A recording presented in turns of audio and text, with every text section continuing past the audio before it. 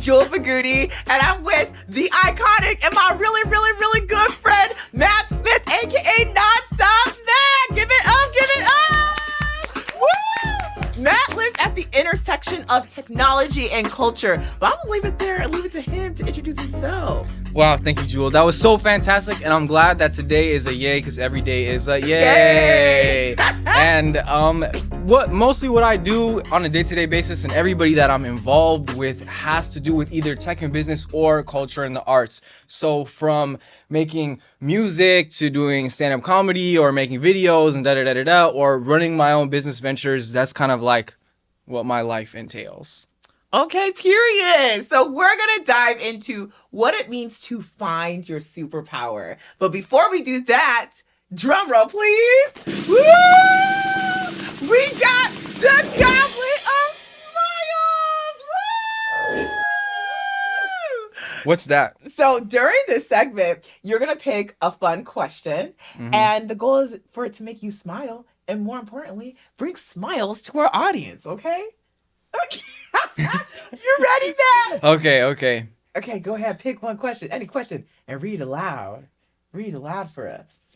This says, what 3 items would you bring with you on a deserted island? And I never like this question. Because in what scenario do I only bring 3 items on a deserted island? Gee, what if it's like, those like movies, like those thriller movies? They're kind of like horror movies, like The Purge or something like that, where they're like, you only could take 3 items to an island. Then you got no choice. It's either you pick or you die. Would you rather die or would you pick? I'd have to bring some like survival stuff. Yeah, go ahead. What would they be? It would be some like super, what do you call it? Swiss Army knife on steroids. Just something that has like a lot of like a tool. Okay. But have you ever read those books when you're a kid? That's like, what 3 songs would you have if you were on a deserted island? Like, I can't think about like bringing some songs on the island. Like, it have to be survival stuff. I can't bring entertainment. Okay, so I have like a wood. I mean, I guess I could chop down trees, but I bring like some kindling. Like, okay, it makes me have to like chop the tree less. That would be nice. Some like water sanitizer. Like if I could use the seawater, like a water desalination system. Okay. Okay, that was it. I think you picked the 3. So wait, to recap, I don't even know what you said. You said water desalination. You said Swiss Army knife, and you said wood. Kindling. I would bring wood kindling. Oh, gasoline, yeah. Gasoline. I bring gasoline, a Swiss Army knife, and a water desalination system. Okay, that's good. Okay, now I got to answer. I mean, he was right with the practicality, right? Yeah, he's right with the practicality because I was not about to go practical at all. I was like... Do the opposite. I'm like, look, I would bring like my Hulu or Netflix account, you know what I'm saying? So I have entertainment because who knows who's going to find me? I might as well enjoy my last days. Yeah, actually, I do that, and I bring my phone, making sure it has service because, duh, I can call for help, you know what I'm saying? And then, yeah, I'm going to just take yours water desalination because, a girl's got to drink water. Yay! Does that bring a smile to your face? Yay! Yay! So let's dive in. Yes. What does it mean to you to find your superpower? I think finding your superpower means to always be open to the possibility of what you could be. And so as to not necessarily look for anything in particular, but just to look. Yeah. So you're always looking for something, but the goal isn't to really find anything, because if you're to find something, or you're to define yourself too rigidly, then suddenly you become said kind of person, and it limits your ability to transform yourself into something else. So you know what might help? Because for me, I'm seeing the explanation, but also I think I need a tangible. Yes, right? yes. So what might help me is, and to our audience, what is your superpower? My superpower is not defining myself by any specific kind of role or characteristic. For example, the nature of the work I do today on the business end is I literally have no role.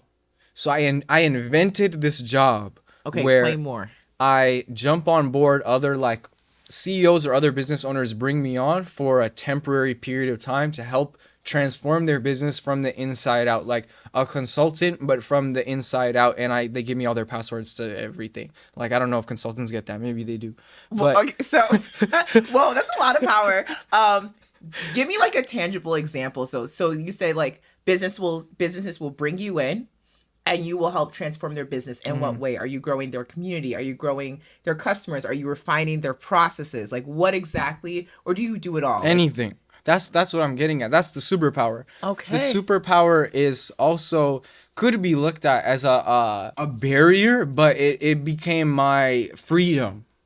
Okay. Because for Interesting. example, who I'm working with right now, they have a series of co-living spaces. So basically Okay. for like international people who it's their first time in Chicago and Mm-hmm. they're from Italy or Argentina or Botswana or who knows, and then they all are living in Chicago for like a 6 month period. Yeah. And I'm helping him reinvigorate those spaces and turn it into not just a Chicago thing, but position it to be like a national and international brand.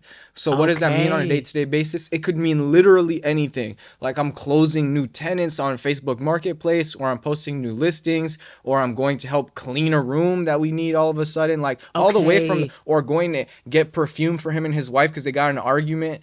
Like, and Wow. any type Okay. of, I'm like a super high level right hand man slash business partner who I literally don't get managed. Like I wake up in the morning, hey Yazan, I think I want to do this, and this today because I think that's what the business needs. He's like, all right, cool, Matt, go do that. Or he's like, wait, but what if we did this, and this? I'm like, okay, cool, and then I go about my day. That is So so how did okay, so how did you build the trust of these folks? it's a great question. Yes. Um, well, it took me doing a lot of my own stuff on my own timing, like for years already, doing other random roles, working with other small, intimate groups, trying to start our own stuff, Yeah. and And when you then say random roles, like give me some examples. I know what they are, but I feel like our audience would be very interested in like specifically what those roles were.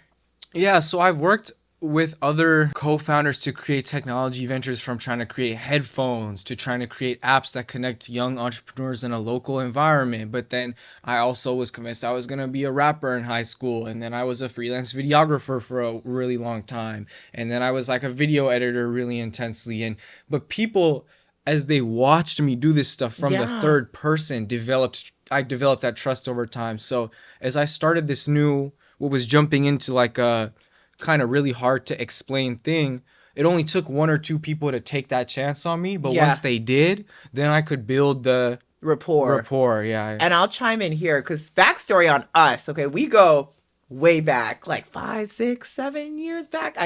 We don't have to do the math, but we go back.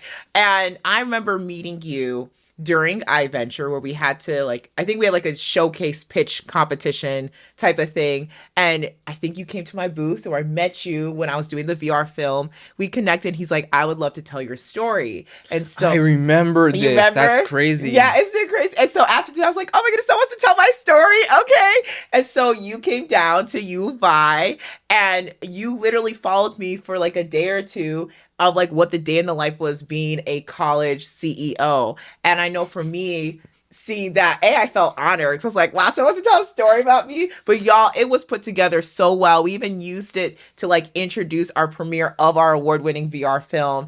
And I could just say from like seeing what you've done with me, seeing what you've done with other entrepreneurs, but also knowing that you've had that equal tangible impact operating in those businesses, that's how I've been able to see your superpower. So I'm not surprised that you've been able to build that rapport. I've been seeing it for a long time. So I'm just glad you're getting to that point now. Yeah. My superpower is essentially being able to be like a uh I turned myself into like like I say, it's like Matt Smith as a service. That's like what my business Yeah. is. If somebody told me though and walked up to me, they said like I am the product, I'd be like, what the fuck? What are you talking about? But But it's like now it's I a know I like, am the product.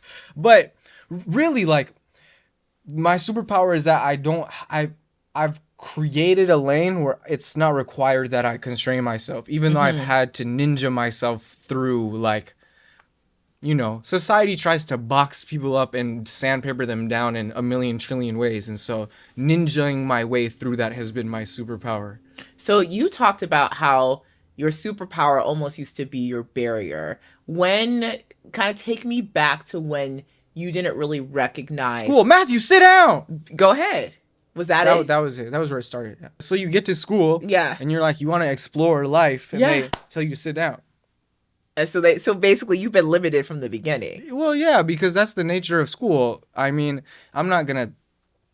Me and school don't have the best relationship, but That's that okay.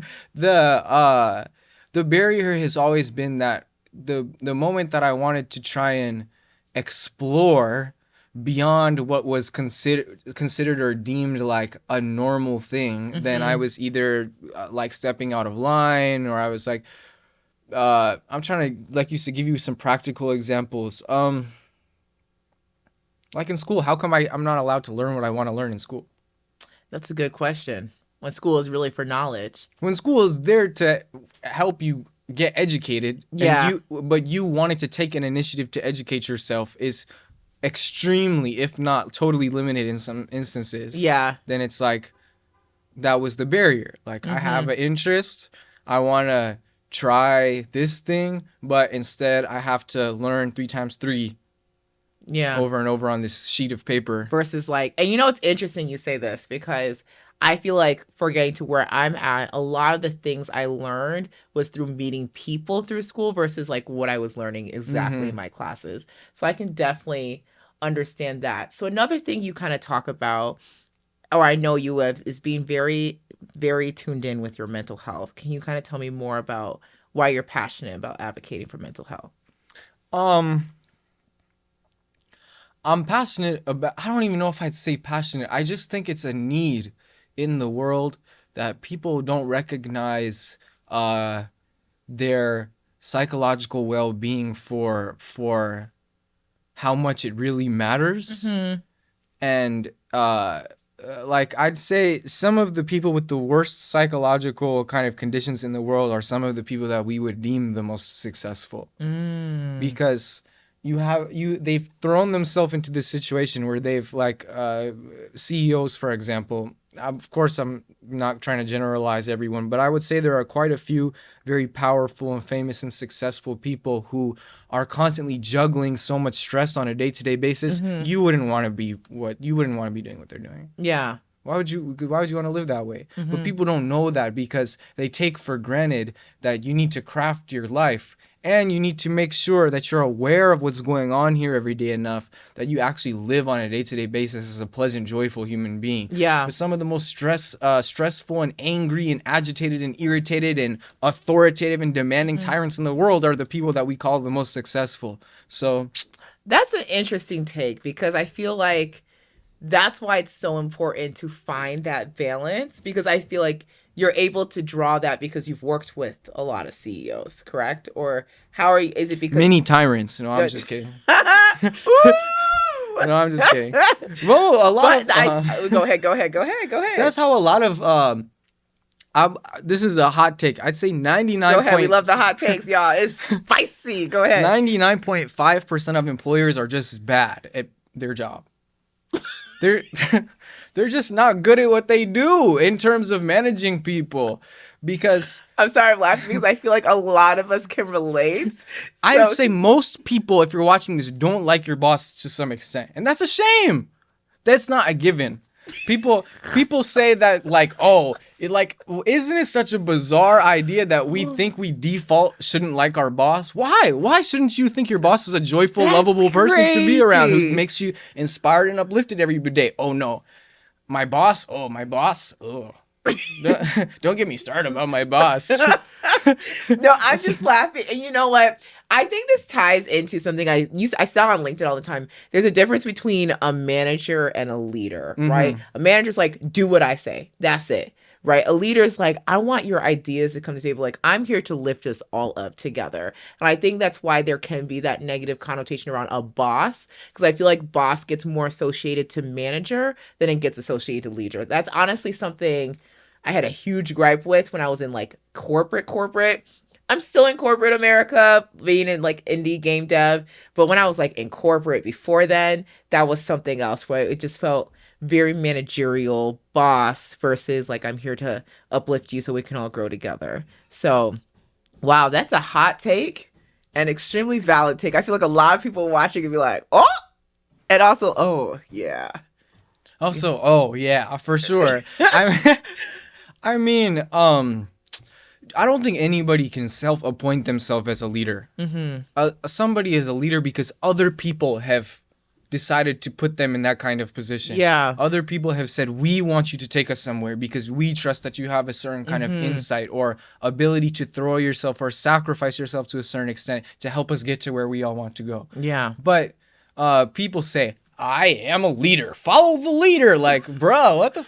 So people like, what is this? Follow the leader. Like, people are so obsessed with essentially putting themselves above others. When the nature of leadership is that other people have uplifted you for their own sake, but you want to be a leader so that you can essentially have your foot over somebody else. Hey. I'm just saying there's so many bars here. Everyone in the studio's like, yes. Like, just because, yeah. Wow. You just are saying yes. And people think that's normal. So then we develop this kind of strange societal conditions where everybody's fighting to be above each other, and then that's where people generate their sense of fulfillment from. Versus like, we are powerful when we build together, when Right. we create together. That's what Issa Rae says a lot, where it's like there's value in building around you. Now I'm thinking from like the creative sphere of like filmmakers and holistically, but I think it applies. Now, when we get into corporate politics, that's something different. I understand everyone wants to get that promotion, and not everyone can get that promotion, but I do think it's a better and healthier mentality when folks can grow together. And I've seen organizations where there is healthy leadership, but it's unfortunate where I've almost witnessed more unhealthy than healthy. So I want to go back to when you said, sometimes we try to box ourselves in. And that's where I appreciate your friendship and a lot of conversations we had, because I think about the duration of with You Matter Studios. Like, I started it when I was 19 and I was still trying to find myself. And I did feel like a lot of the collaborations I made, people acknowledged or recognized that I was still figuring things out, and they took advantage of that. So like one day I'm like, yo, I want to focus on creating this kind of content, but then I want to evolve. But because someone's collaborating with me and they only know me for that kind of content, they'll try to impose what they want. And then I'll feel pressure to do that because I'm trying to make sure that I'm making them happy when it's going against where I want to take the company. So like, how did that look like for you in terms of like, hey, I'm feeling like I'm getting boxed in, or how have you seen it happen to other entrepreneurs? Yeah, I think I see it happen to people in life in general, not just that they'll end up boxing themselves in because life gets hard, and you go through an experience and you don't want to experience it again, and so you compromise yourself because you think that that's just the way it has to be. I can think of a plethora of kind of like unfortunate examples. I mean, starting off with just me, my kind of go-getter gusto from when I was 19, kind of at its peak back then was smushed when I was suddenly hospitalized for suddenly developing bipolar disorder. And even if you like look at Kanye, for example, who I'm sure he feels very constrained by the idea of anybody telling him he has any kind of mental illness, and so he probably doesn't want to take medication. I don't know anything about his situation in any kind of intimacy, but the point is like, when I was trying to figure out how to get myself on the right kind of medication, which is a really tricky thing because the nature of bipolar disorder is very still unknown. Yeah. The most common thing they'll give you is literally the chemical lithium. Like I just ate like lithium and they don't even know how it works. As I was trying to understand why I was having these terrible side effects, like certain like Seroquel, like it would fry my brain at night, and I'd wake up in the next day and like I couldn't breathe through my nose, and I'd breathe through my mouth and develop like a recessive chin and all this crazy stuff. And so I'm talking to my psychiatrist trying to understand, like doing my own Google search results and da-da-da-da-da-da. And at some point he says, Matthew, I can't answer your questions anymore, so I'm going to have to refer you to a different specialist. And I'm like, isn't this your job? Like, they don't want to put in the work. And then obviously the specialist is more expensive, right? So then obviously you'll find people across America in the medical system who become extremely jaded and feel boxed in by either the pharmaceutical industry or any kind of aspect of having to deal with doctors who are supposedly people that you're supposed to throw your trust into. Or this is tangentially related, but I have a friend of mine I won't name because the situation is really sensitive, but his brother was facing life in prison. And then all his charges as of a week ago or something got dropped. Everything. Because he didn't really do what they had painted out the narrative to be. And at a certain point, these lawyers that they really, really trusted in, who are kind of famous, were telling them, oh, you have to compromise at this 7 years deal that they're telling you should get. Like, this is the best deal you're going to get. Like, these lawyers that you've put your faith into are trying to convince you to compromise because of their own desires, because they want some kind of payoff or something. They want a quick paycheck.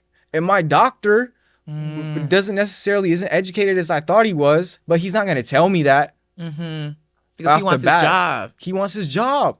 I feel like what you said, there's just so many doctors parallels. And lawyers, aren't those like the people that we're supposed to trust? And honestly, with their life.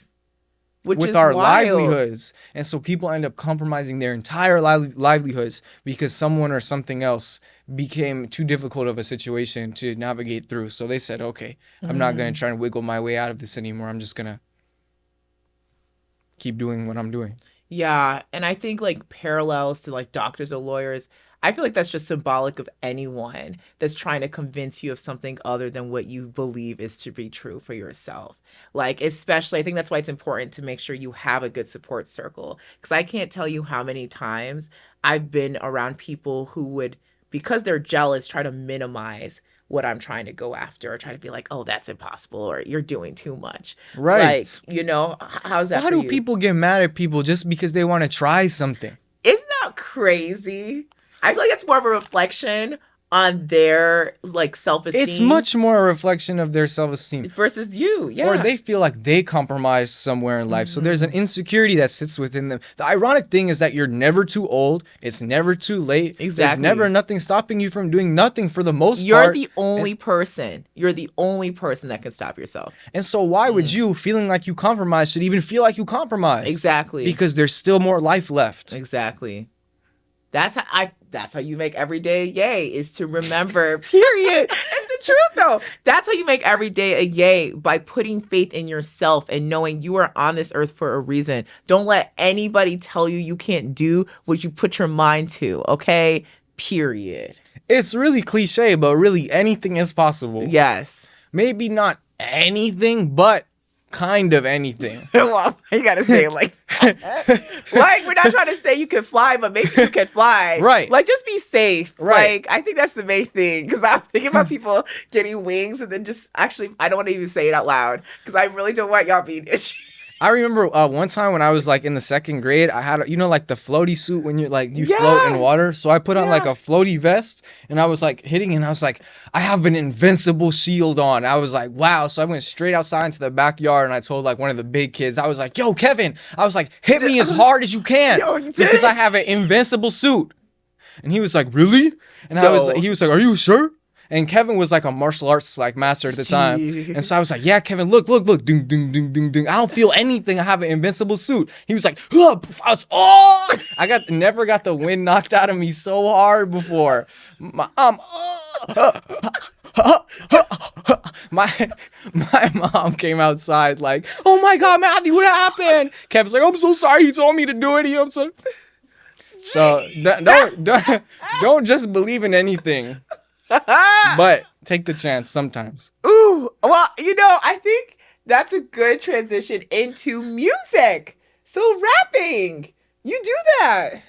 Go ahead. That also was like so my friends at the time, like from growing up, and literally we formed this like collective from my friends out south, out west, up north, and all throughout elementary, middle school, and high school. So this like blend of over a period of time throughout all across the city, we like came together. Wait, did you grow up in Chicago or where'd you grow? Yeah. Oh, okay. I grew up in Hyde Park. Hyde Park. Okay, shout out. That makes sense. And when I was a teenager, we moved like near Albany Park. Okay, nice. And now I live like near Wicker. Okay, period. Okay, so Chicago, Logan Square. Okay, period. Okay, sorry. So like I was like in the south and the north. Now I'm in the middle. kind of. South North Mill. Hey. Hey. So we would make these music. They would make these music videos on YouTube, and at first I was just like the advisor, like I was like the manager. Yeah. And at one point I'm like, let me be in one of the music videos, and they're like, okay. So then we were like 14, 15 or something. Yeah. So I went in this music video. I still remember this was my first ever verse. I had on like a long green sweater. It looked like a Christmas sweater, damn near. We're in this like abandoned basement. And I was trying to imagine this. and they're all like going about the music video. I'm like, yeah, rap so swift might get knocked out. Chief with the fire, call it a cookout. Your bar's so dry you could call it a drought. Now have some doubt that you down for the count. If you have some doubt, I'd like you to announce. Stuff so good, counted up by the ounce. Blah blah blah. I ask you to pronounce. Some of y'all try to keep it low key, switch up emotions with emojis. I will call that straight baloney. Super Duper Squad Day One homies, and they were like, Okay. that was like. that was that was like my fit, me trying to pretend I'm 15 again. Yeah. No, but the way you just your flow. So then I brought it to school. I played it in my Japanese class. Yeah. Oh, and interesting. And Park Sensei was like, "Hey, Mat," and then my friends in class were like, "Hey, that shit was low key good, bro. You should keep doing this shit." And then the rest was history. And then we just kept making songs, and yeah. So like, what's next? Are you gonna drop more music? That was so good. Yeah, I think there will be a time where I do music again more like intentionally, like take time for it. I don't think it will ever be like my main thing. Yeah. But I think that like there will be a time when I do give like more space and energy to it, because I'm always around artists all the time. Yeah. Like one of the things that I just do for fun is I'm always like getting invited to the studio just to like, cause that's how music artists meet a lot of the time. It's like whether it's other artists or other producers, people kind of network, but like within studios sessions. So I get invited to those, and when I'm around, it always makes you want to like make music again. Yeah. So I just do it for fun as like a form of self-expression, because a lot of the time artists will tell you that you have to keep art fun. When you make it too much about your like job, or like this is what I have to do to provide for my lifestyle or my then it becomes like becomes weird. Like sometimes you don't necessarily want to make your passion your job in that sense, or even if you do, you want to create some kind of like separateness from it being like, I need to do this in order to like secure my own like living. That we gotta talk about that, because that's honestly something I'm trying to work on. Is like, okay, so y'all know I sing too. Check out the theme song. But real talk, like in general, that's kind of how music has been for me, and I'm trying to find that balance where I don't want to make all my passions my jobs, if that makes sense. What advice would you give to me to try to make sure I make that balance, but also take music to the heights I want to take it? I would say just keep creating. And That's when you have time, and still take it seriously. Yeah. Like when you have time, when you have a weekend, when you have an extra week, when you don't have as much to do, make songs. That's like never a thing though. You have to make it a thing. Dang. Wah, wah, wah. That's the I mean, but it's true. it's true. Yeah, you have to make time for it. So what was your aha moment where you're like, this is me, nonstop Matt. This is the things I do. This is what I stand for on. So no matter what y'all tell me, I know who I am. I think it's a lot of micro aha moments. It's not one big aha moment, but when you realize, oh, I can do my own research to figure out the nature of my own health conditions, maybe a little bit better than some of the doctors I'm dealing with can, or oh wait, I can actually take care of. I can trust my big aha moment was when I realized I could trust myself again after feeling like my own brain was a liability to myself for basically 3 years. Wow. And then for me doing all my own stuff, like on my own, like as a self-industrious person, to completely like shivering in my parents' basement because I read these books that said I have to give up ambition for the rest of my life if you have this mental health condition, to suddenly going not only completely out of that situation but farther than I've ever been, was all these micro aha moments of realizing that I can trust in myself and believe in myself. And that just takes persistence. So you don't really necessarily need one big aha moment, but you just need to keep going. Period. For real. Give it up for Not That Bad. Like, for real. So what advice do you have to other folks that are trying to find their superpower? don't be too quick to think that you have to find what your thing is.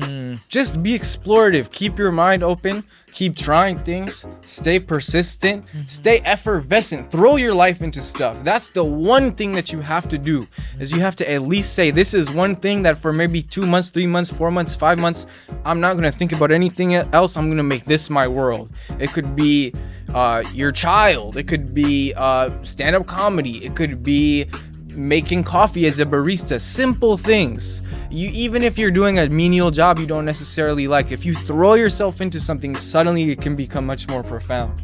So throw yourself into something today. Period. Y'all taking notes. So how do you make every day a yay? Reminding myself I'm not dead yet. Okay.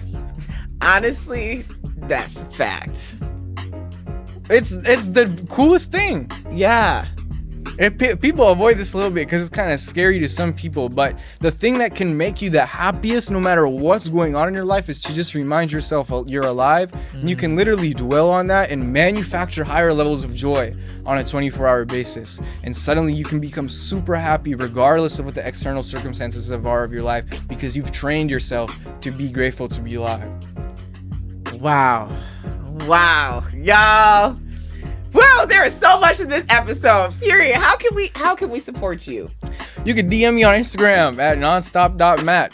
And yeah, you can check out various things about me, like one-to-one-insight.com. That's if you want to work with me on a business end, if you want to be my next business partner after my time period ends up with my current one. I don't know. I think that's it. Okay, period. Well, thank you so much again. Give it up for Nonstop Bats. Woo! Thank you all for tuning in to another episode of Every Day is a Yay. And remember, you have the power to make every day a yay! Yay! And